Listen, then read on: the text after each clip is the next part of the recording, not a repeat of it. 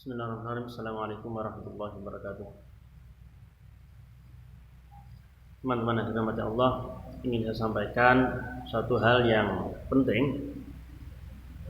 Di sini saya ingin berbagi, mudah-mudahan nanti bisa bermanfaat bagi teman-teman, khususnya bagi teman-teman yang mungkin sampai saat ini masih mengalami hal yang mungkin dulu pernah saya alami, yaitu was-was atau ragu.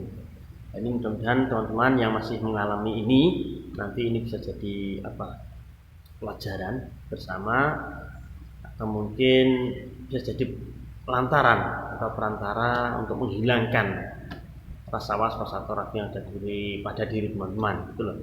Karena ini penyakit kelihatannya ragu-ragu atau was-was ini sederhana, tapi ini efeknya luar biasa ini teman-teman. Mungkin kalau aja di kulit mungkin diobati segera sembuh ya.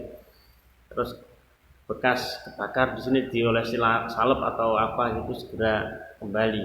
Begitu juga batuk, flu, pusing itu diberi obat akan segera sembuh. Tapi was-was ini tidak mudah teman-teman.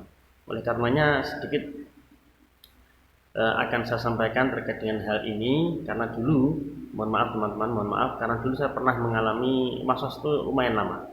Was-was atau ragu di dalam hati itu lumayan lama. Intinya kurang marem. Ini teman-teman, di dalam Al-Quran dan hadis itu pernah ada sedikit penjelasannya tentang masalah ini. Namun saya ingin menyampaikan atau merinci dulu terkait dengan was-was atau ragu-ragu ini, agar teman-teman yang masih terkena was-was itu biar benar-benar paham. Begitu juga teman-teman yang belum terkena biar bisa lebih berhati-hati, begitu loh. Was-was ini ada dua bentuk, yaitu ringan dan parah atau berat. Yang ringan itu mungkin sekedar tidak mantap saja, sekilas saja, sedikit saja. Contoh, ada orang sudah wudu ya, tapi dia itu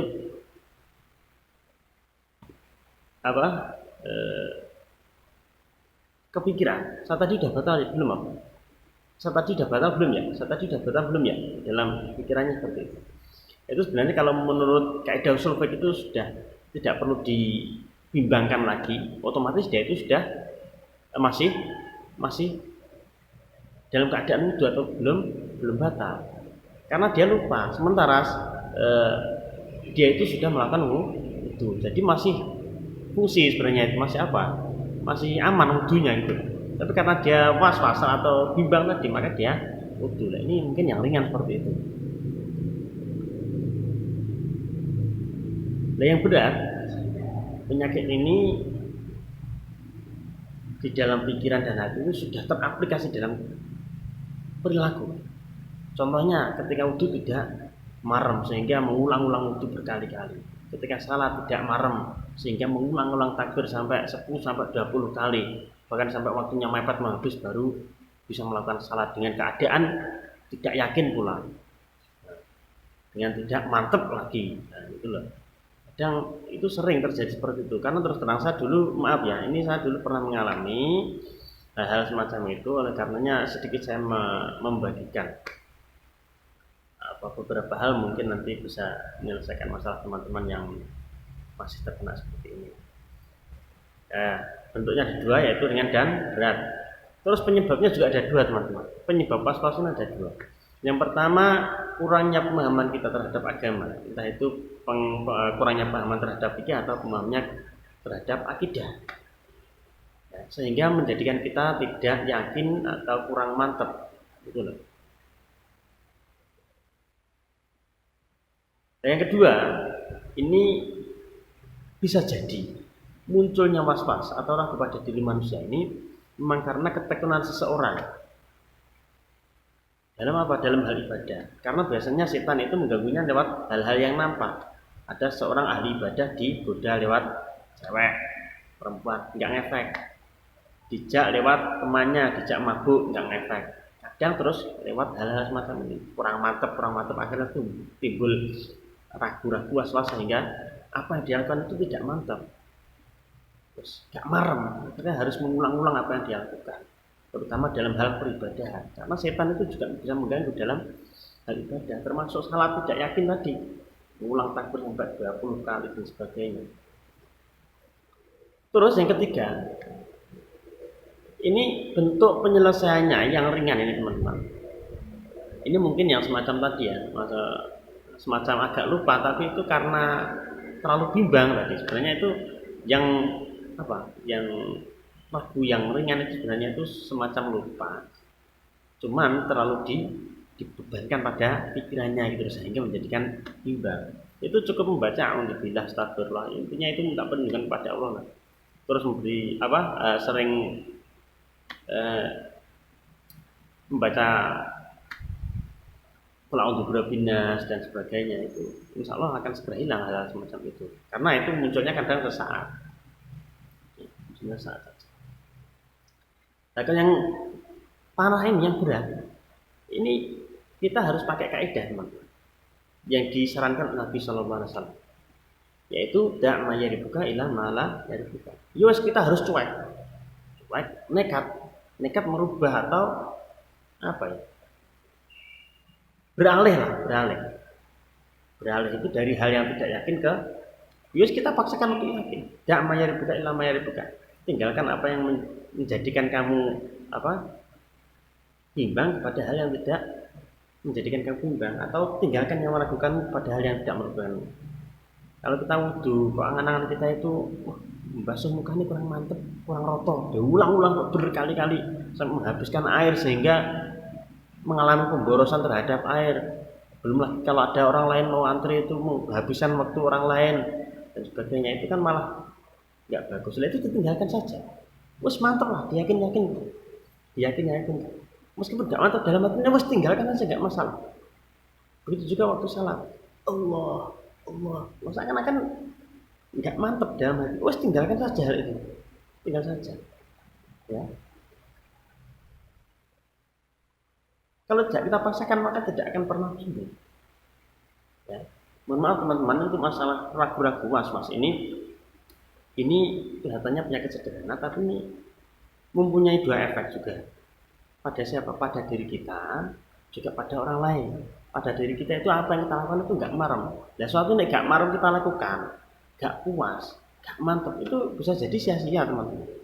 Harusnya salat itu kita itu mantap, yakin, manteng itu khusyuk. Lah kalau kita nggak mantap, nggak yakin, ya otomatis kan kita nggak khusyuk. Artinya apa? Bisa jadi salatnya sia-sia. Gitu. Yang kedua, pada orang lain, itu mengganggu suasana orang lain, mengganggu atau menyita waktu orang lain. Contohnya antri wudhu tadi. Dan ini mohon teman-teman seperti ini kita pelajari bersama-sama, karena ini tadi sederhana, kelihatannya penyakit sederhana tapi nggak mudah ini. Ya, saya ulang lagi, untuk was-was terapi ini ada dua bentuk, yaitu ringan dan berat. Unsurnya atau penyebabnya juga ada dua bentuk. Ya, jadi kurangnya pemahaman terhadap agama, kurangnya pemahaman terhadap fikih dan akidah. Yang kedua adalah terlalu tekunnya seorang. Tapi ini langkah yang ini, setekunnya orang itu seberapa sih? Gitu. Sak sergep-sergepnya orang kayak apa ibadah, kan begitu. Yang ketiga, cara menyelesaikannya yang ringan itu cukup membaca doa-doa kepada Allah Subhanahu wa taala yang sifatnya minta perlindungan. A'udzubillahi minasyaitonir rajim, astagfirullahaladzim dan sebagainya. Terus yang berat, pakai kaidahnya Nabi Sallallahu Alaihi Wasallam, perintahnya Nabi, yaitu tak menyaribuka ilama menyaribuka, langsung dicuekin saja. Ini ada hal-hal yang sekiranya menjadikan diri kita, pikiran kita was-was, langsung pikirkan saja. Itu. Dan kita ingat efeknya juga ada dua, yaitu pengaruh pada ibadah kita, keyakinan kita. Kalau tidak mantap itu bisa sia-sia. Yang kedua pada orang lain, kasihan orang lain. Kita mau wudunya terlalu lama, yang lain antri, kehabisan waktu, bisa jadi kehabisan air, terlalu banyak air yang kita keluarkan. Yang kedua, ketika kita salat takbir berulang-ulang, menjadikan orang lain di sebelah kanan kiri kita menjadi terganggu. Bisa malah hal semacam ini bisa menulari siapa? Anak-anak yang belum kuat akidahnya, belum kuat fikihnya, itu kadang itu seakan-akan kayak yo malah anak-anak itu malah kadang niru dibilang begini, nah itu malah jadi penyakit.